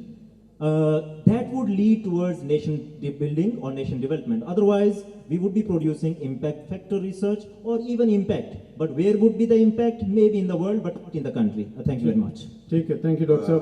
May I just point out one thing? We'll come to you in a minute. That, CPEC, we are obviously here under the CPEC University, so your point is valid that we should be studying about CPEC and all that. But in my opinion, really to develop properly and to move forward into the fourth industrial revolution, we have to do a lot of other things besides CPEC also. So that is what my focus is, how to move towards that. rather than, just keeping a limited focus on things. We have a question here, and maybe if somebody can, Ji Dr. Saab. Nahi, band hai abhi. Hello. Yeah, Ji. I think this works. Actually, I have comment because I was hearing different things, of course, from one again, impact research, impact factor research. We need to see that how other nations develop, because these are the case studies, and before us we have China. Of course, we have the US, we have the Europe. Now, just a few examples I'd like to quote here. What was the role of the Harvard University, MIT? These two universities are known because these are the top universities in research and impact in society, in the US and also in the world. In their national economy, in their national development, just a few things I'd like to tell here. Certainly. More than $5 billion revenue by the alumni of these two universities, and millions of jobs, millions of startups, a lot of patents, innovations in technology, lead role, especially in the science tech. And we see what was done in Europe. The first time concept of research was coined in Germany, but later, of course, due to the political and war and other issues, they could not sustain a lot of migration to the American and other things that happened. Actually, point is, how do we develop the ecosystem? Because alone, because we are here scattered, I see disconnect. Individually, we may put a lot of efforts. University, for instance, in Pakistan, we may spend a lot of money on the capacity development of the faculty, giving them opportunities, giving them environment to go to US. They work there, they win projects, but when they come back here, they do not have the same ecosystem here. Dr. Saab, So we got have your, here the Chinese yeah, universities, example, the Fudan University, Certainly. Tsinghua University, Peking University. And of course, the Chinese government must have spent millions or billions of dollars to develop these universities. Not with that, but also the ecosystem that helped them sustain them to promote their national cause. Yeah. So I think there is a lack of this. So my question at the end of my comment, what we need to do as our country to develop the ecosystem, to bring the industry here, to win the projects, to bring the impactful research in society. I would be happy to address that. Gigi, let me just say a few things on that. Dr. Saab, you are right. Your U.S. universities are much ahead of us in that. But really look at their data also, the amount of money they spend on all this activity. In the year 2014, I was looking at that data. The whole of U.S. they spent about $50 billion on startups and all these things, different things. What did they get back? $36 billion also. So this is not something which will make money for the university. But look at the impact of these startups in the country. Their total financial impact was $200 billion. So that is where the impact comes, and that is where the impact shows. You rightly mentioned that there did not exist an ecosystem over here. We have been working a lot on that, and I can give you an example of ComSet University. I have in my incubator about 28 companies right now. 48 or 49 have graduated from that incubator, and their annual turnover is about 400 million rupees, which they are reporting to FBR. I think it is twice as much, and they are underreporting probably. So that ecosystem has to be built by us, by university. I worked like 5-6 years on building that ecosystem and bringing these startups and all that.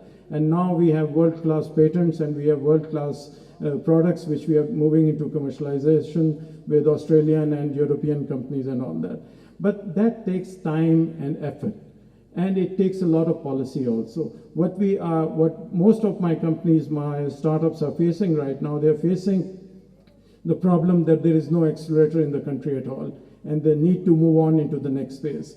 And the government rules and regulations are so strict, they are so strict that we had this one company which we made, ComSyn Technologies. we made it in a year or two. I think it was very easy to, well, not easy, 2 years is not easy, but it's been 6 years now that we are trying to dissolve this company, and we are unable to do that because of the strict regulations and because of the nonsensical, policies that exist. And the present government realizes that, and they're working a lot on ease of business. And we have been formulating, Professor Riaz has been formulating policies on that also. And we'll be submitting that hopefully to the government soon. I'll ask Zafar Saab to comment on that also. Thank you very much for a question which I was expecting from the House. There has to be a connect of research with commercialization. And to do that, HEC has launched different programs. Research, Innovation and Commercialization is one of the programs.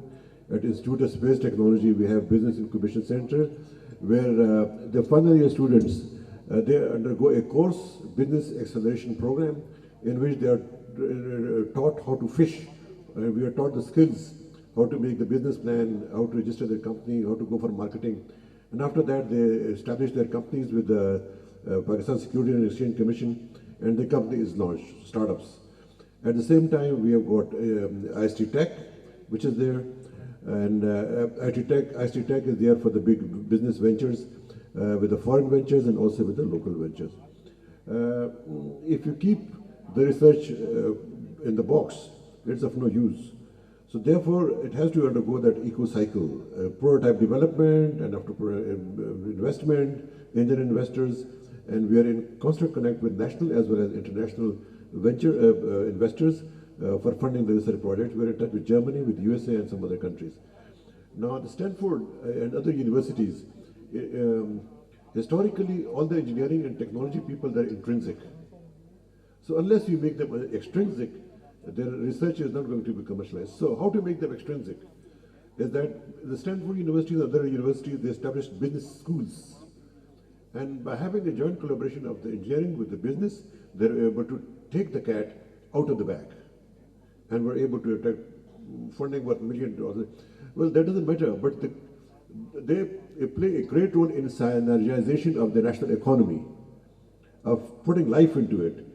And therefore, the research has to be commercial, and it's possible to go for commercialization by establishing entrepreneurship, companies, entrepreneurial companies. And there's a new concept which is coming in. The new concept is that if you want to survive in a university, that has to go for entrepreneurial universities. There's a transformation of universities from university to a company. Now, I was at Carnegie Mellon University last month. My children are studying there. Now, what happens over there is that even during the teaching is also project-based. And where do they get the project from? They get the project from the local companies. And they tailor the syllabus accordingly so that the problem is solved. Myself, I was there at National Engineering and Scientific Commission. At the same time, I was a visiting faculty to UT Texas. There was a very complex problem which was not being solved by any country other. They were not going to share with their technology. You know what I did? I reconfigured that problem and gave it as a home assignment, as a midterm test to the students. And you believe it or not, one of the students gave me the result. I cannot discuss it in public about that research, but that gave me the problem, and then we were able to manufacture the jigs and fixtures. We manufactured that thing, and with the manufacturing, that structural component is still airborne.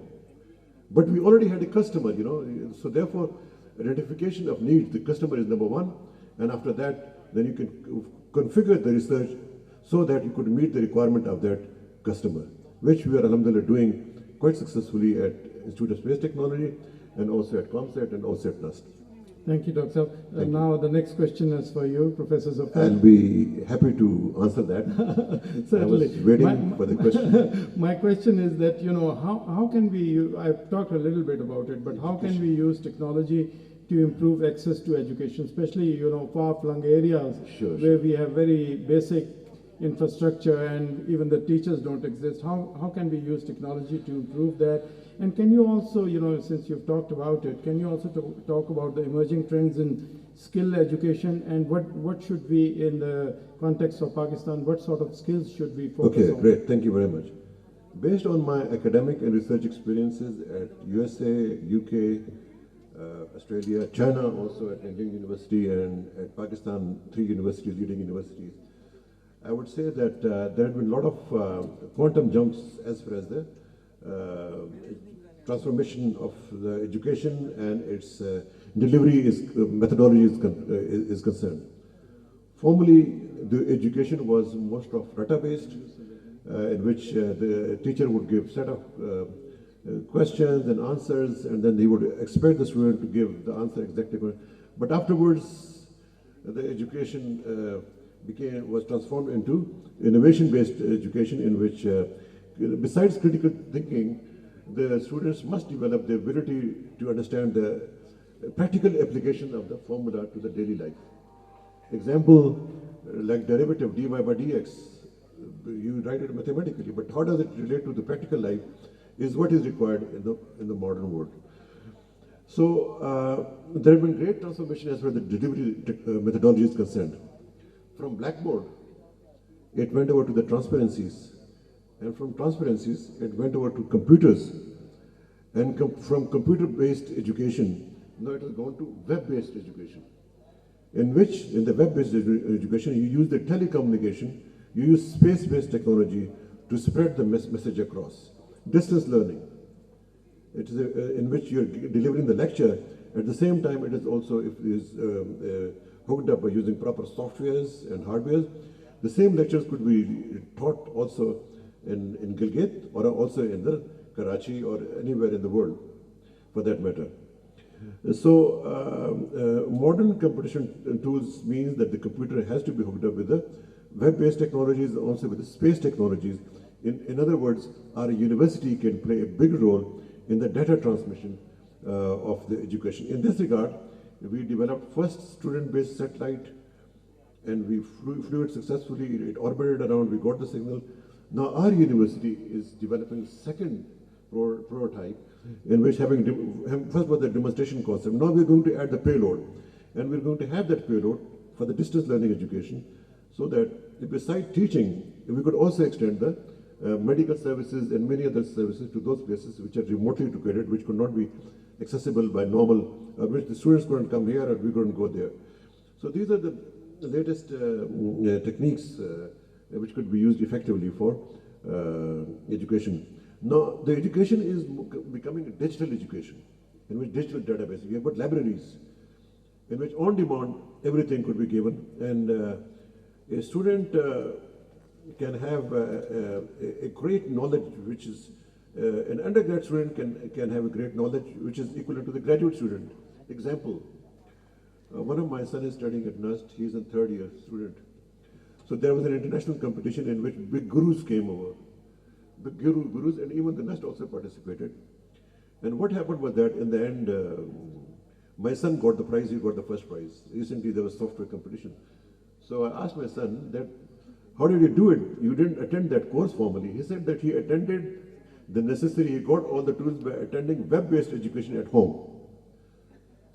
So this is the strength of the web-based education, that you could equip yourself with the necessary skill sets without informal education, sitting at home. Thank you, Doctor. Thank you very much. That is what is required, and that is how we could transform our system.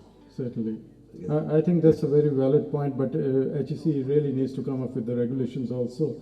They stopped our distance learning and virtual education programs just because they don't have the policies. Yes. So they need to come up with the policies to regulate this sector also. Yes, yes. We keep on having at IST different conferences. I've been organizing different conference seminars in which we used to have speakers from America, from France, from England, different and hold the conferences. Right. So this is the strength of this education. Right. Thank you, Ji. We'll skip the questions for now. We'll come back to the questions and answer in the journal period.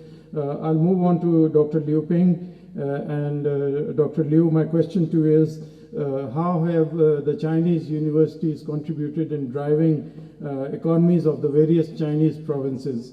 And particularly, how has the Chinese government helped, in this endeavor? Because that is the model that we are really looking towards right now also. Thank you.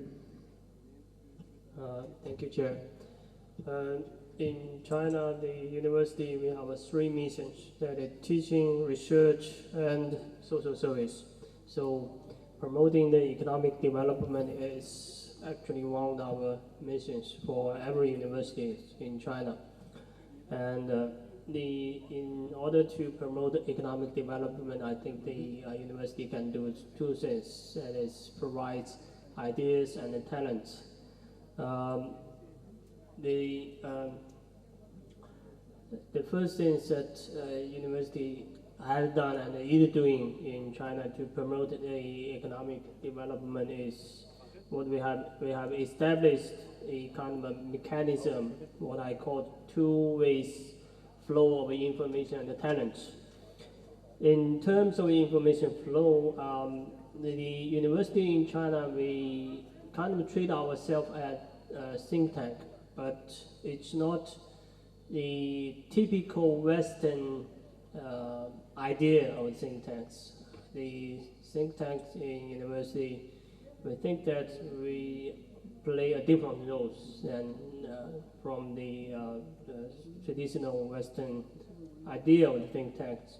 We focus on more fundamental issues, and we try to stay away from day-to-day governance of the decision making. So we do provide a lot of information for government in terms of the social governance, in terms of economic development, but we try to keep some distance with the government. So that's the information flows, and also because most of the university in China is public universities, so we are pretty good in terms of the access to information, in even some inside information from government. So that is what I call two ways of information flows. We get information from government, and we also provide information, including a lot of suggestions and advice on how to further promote economic development and or how to improve some shortcomings we are facing. The second is the talent flow. I think this is quite unique in China. In terms of the talent flow, China had established very complicated system that between the government and the universities. Not only the president or the professor in some university can be appointed as the directors or the person who is in charge of the special division or government agencies. That's and also we encourage professors who have some skills to start their own enterprises. This is very special, I think, in China. We encourage some professors, for example, if you are a professor who have some patent, you can start your own business, and the Chinese government encourage you to do that. And also we have kind of a talent exchange between the university and the state-owned companies. If you are professors, you are decided you want to, if you are a professor like business management or accountant, you have done a lot of theoretic research, and you want to do something in practice to know what's really going on. And there are channels for you that you can work in some state-owned companies, and you can get the foot on ground and to know what's really going on in the business communities. So this is talent flows, and I think this is very useful, especially for some social science professionals, because usually a lot of professors stay too far away from realities. They even do not know what's really going on in realities. By establishing this kind of this kind of mechanism, it helps the professors or professionals in the university can combine their expertise with realities, and also it helps to improve their knowledge structures. That's the first mechanism. It's two ways of flowing information and talent. Secondly, I think the university, especially some local universities, play a significant role in terms of the shaping and improving the culture of local communities. And I think that's also critical. Let me give you an example. I'm from Yunnan University, which is located in Yunnan province. It's relatively backward province in China. It's located in southwest part of China. It's in the border province, and it's one of the least developed provinces in China. But there are 47 universities in Yunnan province, and the universities start and gradually changing the atmosphere in this province. Usually people get used to the slow life, enjoy, have tea, but gradually the atmosphere is changing. So we are shaping and improving the culture of the local communities, and people get used to it. So this is I think second thing university can do to promote the economic development in some region, especially in some less developed region. The third thing I think is it's very difficult, or it's almost impossible for university to do it alone. We need to have adaptive and pro-learning government. So this is actually the economic development. Fundamentally, it's the government's responsibility to do it. And for university, although we can play some kind of role, but the government need to be ready for listening and doing it. Let me give you another examples. We have a lot of scholars here have talked about the fourth industrial revolution, big data, AI, all these kind of stuffs. We know it's coming, but not every province or not every region can catch these opportunities. In China, Guizhou province, I don't know whether you heard about it, but Guizhou province catch up with opportunities, and it has become one of the major base for the big data industry in China. Guizhou is pretty much also in the western part of China, and it's also used to be one of the least developed region in China. But with the emerging of the big data industry, and Guizhou has become one of the fastest economic growth region in China. So this is a case or example to show that even though the university can provide these kind of ideas, but the local government need to be ready to listen and to ready to do something about it. And the second example is the local government. It's also related to local government. That is local government in Shenzhen and Qingdao. You probably heard about Shenzhen. What Shenzhen and Qingdao are doing currently is they are competing with each other for encouraging the university to establish a new campus in their city. They provide a lot of subsidies, they provide free land, a lot of other incentives to encourage the university to set up the local branch in Shenzhen or Qingdao. And there's no university or there are only very few universities in Shenzhen or Qingdao 10 years ago. But nowadays, each university, each city has more than 20 campus in their city. This is the case to show that in the time of what we are calling the fourth industrial revolution, the government need to be ready to embrace these opportunities and ready need to do something, rather than waiting for university to give you some ideas on how to do it. You need to be proactive. in terms of the embracing the information age and also the fourth industrial revolution. That's all for now. Thank you.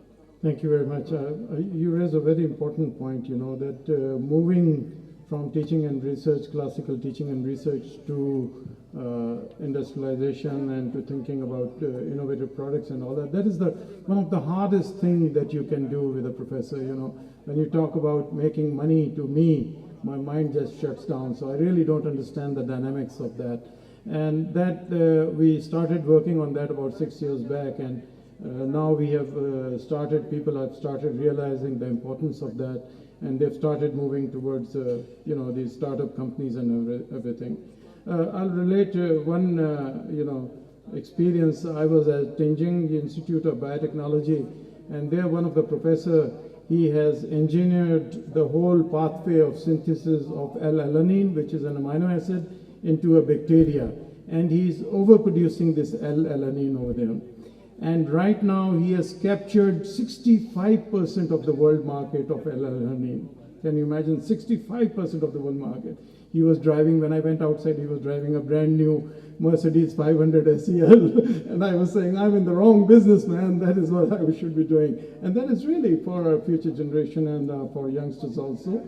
There's no harm in making money, you know, so be open about it and think along those lines also.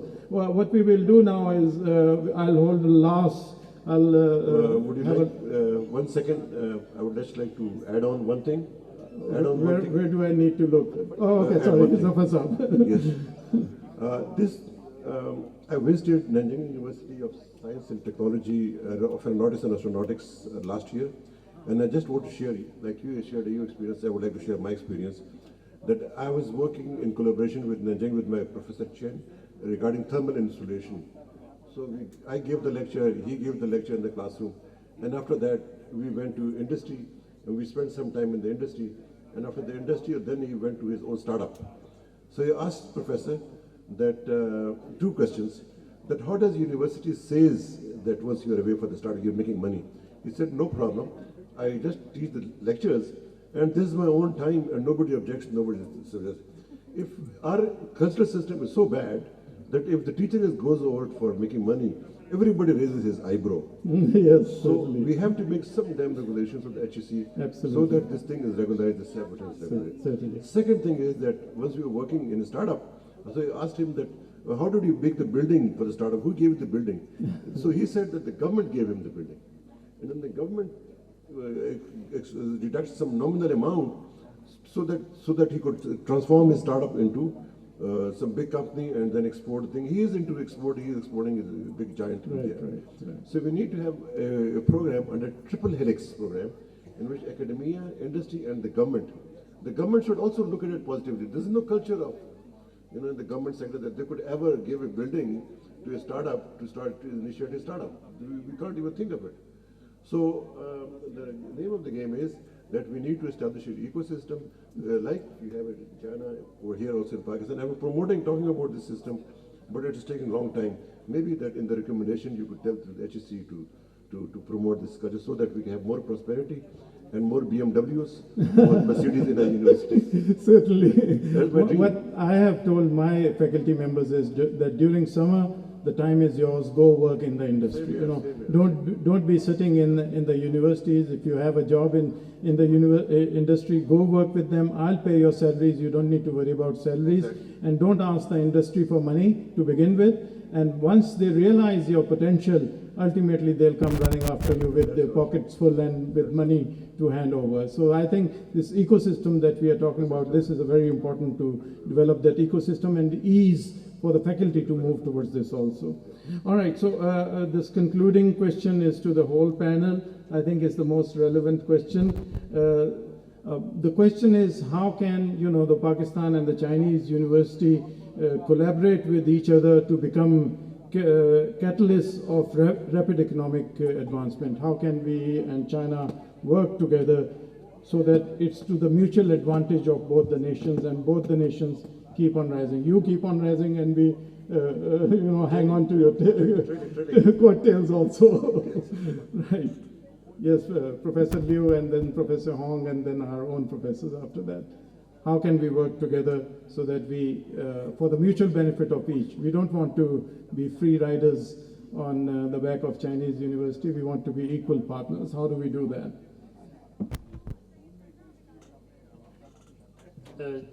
This is just a few ideas. I think there are a lot of practice in Chinese university that is very controversial, even in China, and we acknowledge that. And I think that's what Chinese practice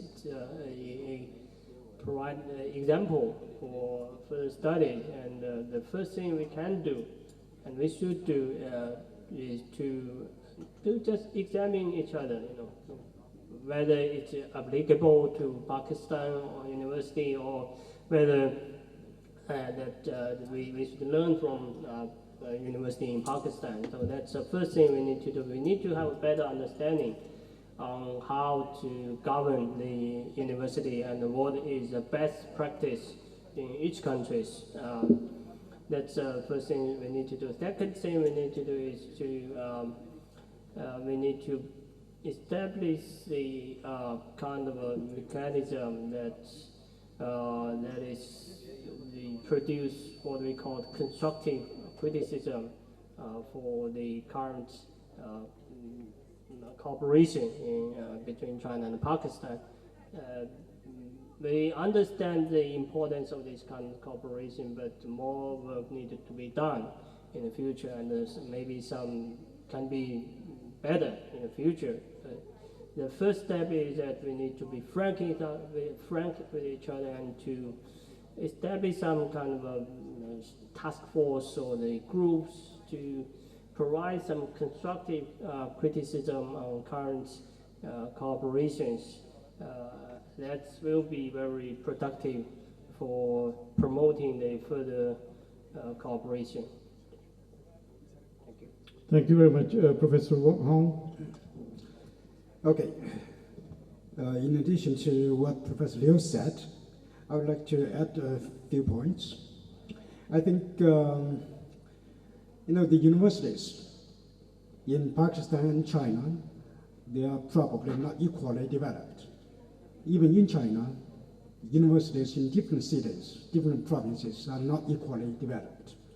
So the need for exchange and cooperation would be very highly necessary.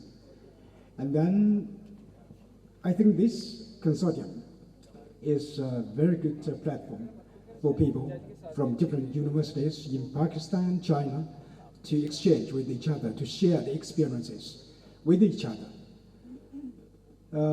Just like His Excellency Ambassador Yao Jin said this morning, Chinese government has provided 28,000 scholarships every year for the Pakistani students. And also Chinese government has decided to provide 100 smart classrooms to the Pakistani universities. I think this is something to facilitate the development of the Pakistani universities. And just because over the past 40 years, China has developed very well, and then Chinese universities have also gained lots of experiences and best practices. These could be shared by our counterparts in Pakistan, so we can, develop equally fast with the frequent exchange and cooperation. Thank you. Thank you, Professor Hong. I think what Dr. Liu also said, we really need to have a constructive criticism of the program. We've been exchanging teams between the two countries over the past couple of years or so, but we seem to not be moving forward, in my opinion. We need to talk about how to, break that log jam and how we can possibly move forward in the collaboration between the two countries as far as the universities are concerned. I think that is very important if we are going to achieve anything from this consortium. A critical analysis of this whole situation is needed. Professor Mukhtar, may I trouble you for your thoughts also? I didn't say sir to you this time, you notice. Thank you very much, sir. You are really slave driver. बाकी session खत्म हो गए हैं, लेकिन आपका चल रहा है. That's really. We are at such an important, discussions. Yeah, thank you very much. But anyway, I think without offending my Chinese colleague, I think our universities have to learn the utilization of generic science. China's success is basically dependent on the generic science. Unfortunately, Pakistan में still हमें वही truck की बत्ती के पीछे लगा रहे हैं, entrepreneurial research करो, commercialization वाली research करो. I think, I'm sorry for that, these words I have to. He got emotional, so he switched over to Urdu. The best success story of China is we just heard about the smog story. And USA has the same problem in 1930. California was like Los Angeles was shut down, and same was going to happen with the Beijing also. And they really cleared that and particulate matter, because I recently heard a talk from the American State Department. They were really appreciating your effort. So I think Lahore is, because you are here to establish this materials earth science, I think your first lab should be to clear the Lahore from smog. That will be a good way, I think, on collaborative efforts. The research should be someone was asking, nation building and getting benefits. But that is also dependent upon India, because they do a lot of crop burning and... but we should do our part and just be a good partner. The next thing is, I think we are having a mega problem. We keep looking for the entrepreneurial research, and dengue keep killing our people, okay? So that our research should be aimed at resolving our national issue. I wrote an article, Dengue Free Islamabad. It is quite possible. You have the best manpower sitting here in Islamabad, and we are not utilizing that one. The good example of Townsville, World Mosquito Program, there people used to die, hundreds of people used to die. Now not a single person died. With the mosquitoes are there and everything is there. That is another thing that we should collaborate, we should cooperate, what the world is doing better. And I think that is the way forward, to be honest. There should be some success story. That's what I should have seen after 2 years, to be honest with you. Thank you, sir. Thank you. Professor Siddiqui, if we can have your thoughts on this, please. I would also suggest that there should be collaboration among the universities of Pakistan and China. For example, one example I will give from Sakhar IBA. Some of our students established incubated the solar panels, and their partner was Chinese. So they will import the panels from China, make a package, and give it on loan for 3 months, 6 months, and in this way they were successful. Later on they realized that when we import panels, it costs more. So why not we simply import the parts of the panel, not the panel itself. It will save half of the cost, and then reassemble them here. So they did it, and after I think 1 year or so, they were with us as incubators. Then they established their own business in Sakhar. So in this way, there can be collaboration. All right, thank you very much. Professor Zafar, your thoughts on the last one, and maybe if... I believe in a bottom-up approach. Bottom-up approach means that it should start from the humble lowest level and then grow upward. So in this regard, faculty-to-faculty interaction and student-to-student interaction is important.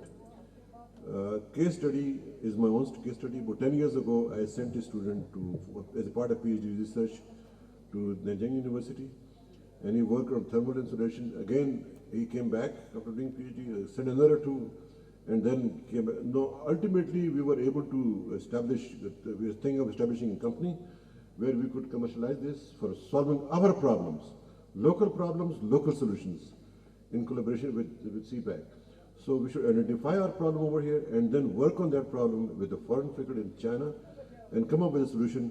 Now, the thing is that we lack in analytical tools. They are very strong in analytical tools. So we could have the best of the best combination by using the human resource here, but the analytical tools over there. And likewise, some of my own students who afterwards became faculty members, did PhD, they are doing established companies, established collaborative research with Chinese universities, and they're well off. So, in the nutshell, everything begins from student to student, and then after student to student, there are ambassadors. This is a confidence building. Right, We become more confident. They become more confident of us, and we become more. And then we could grow on mutual collaborative relationship to carry out research on our need, and then take that. Once the need is established, then it could be easily commercialized, and then we could go over for its commercialization to the public and private sector. Thank you very much, Dr. Saab. Thank We you very have only time, it's 4:26, we are supposed to finish at 4:30. We have only time for one question.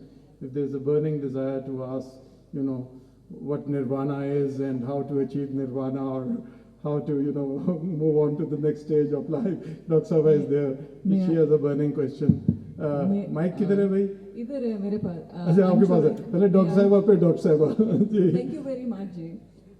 Well, I would just like to, close the session with a comment to our panelists by stimulating their ethos on resource constraint setting. You see, a lot of discussion has been around the innovations that are there, but what are your comments on the innovative ways of capacity development within our own context? There's a whole diversity between the public and the private universities. So my proposition is perhaps think in terms of developing some local hubs to take this initiative forward. That's and also, another suggestion is that the implementation competency, that is really, that stands out in our Chinese friends. So maybe that's another competency that needs to be inculcated across all disciplines within our country. Right. One thing I've seen in China is that, they take up one problem and the whole nation is, or rather, a large number of people are behind it to solve that problem. What unfortunately we do in our country, we identify that problem, but we are pulling in all directions and we never arrive at a solution to that. So I think we need to collaborate and we need to work together to solve our own problems that you talked about. Dr. Sabaji, बंद है आपका mic. Doctor साहब को दूसरा mic दे दो बेटा, दूसरा mic दे दो ना. चलो आगे. Assalamu alaikum. I'm from Kazan University and working as a parasitologist and entomologist. My request and the suggestion is this, that when there is a lot of need of the students and the researchers for the vector control, especially the mosquito control. Certainly. We have a lot of manpower. Certainly. We have a lot of students who want to work on it, but due to the loss of the lack of the financial aids, they are not able to do so. One of my students, he was working on the dengue prevalence, and he has to use all money or expenditure from his own pocket and from my pocket as well. And we have no any budget for this purpose. And one of my suggestion is this: in order to control these vectors in future, we must have a center for parasitology and entomology in each university, especially in the leading university, and where we can plan for the future epidemics and the control of these mosquitoes and the other vectors as well. Okay. All right, thank you. I didn't see a question in there, but this is the field of Mukhtar Saab, if he wants to comment on it. That's why I asked the question. Dr. Saab, if you want to comment on it. Dr. Saba, I mean, if you look at the last 50 years, dengue has been exponentially growing, and it has inhabited now Pakistan. Now, dengue eggs, they will never be dying, even if there is a snowfall, whatsoever, they will be sticking to the surfaces, and come next weather, the rain, and then there will be again the dengue cycle. I think, of course, your lab can do a great job. But if you look at the Townsville story, that is so exciting. It's not the scientists, it was the public. They made the Wolbachia infected mosquito and they gave to everybody, and they were just like participating and they were spreading in the community. And now in Townsville there is not even a single case of dengue. World Mosquito Program has certified that one. I think we can talk about this one. I think this is Dr. Saab, you and I think we can sit together sometime. Certainly, Dr. Saab, we'll get back to you. All right, thank you very much. My staff officer handed me this note to thank the organizer. So since we are one of the organizers, I can't really thank the organizer. I'll thank HEC and Chinese Academy of Higher Education for making this possible for us to come together and talk to each other about some really, really important things. I'll also like to thank ComSet University P&D Directorate that has been, organizing all these things that you see here, the food and the decorations and everything. So I'm really grateful for them for doing a wonderful job. And of course, HEC and participating universities, I'm really thankful to you all, for the Pakistani universities and also to the Chinese universities. Thank you very much, everybody, for coming to this session, and I hope you all had a wonderful time and a very nice good evening to you all. Do we have a camera? Can we take a picture of the panelists? Or you can use your mobile as always. Majid, thank you, everybody. Can we step up over here? Should we step up here?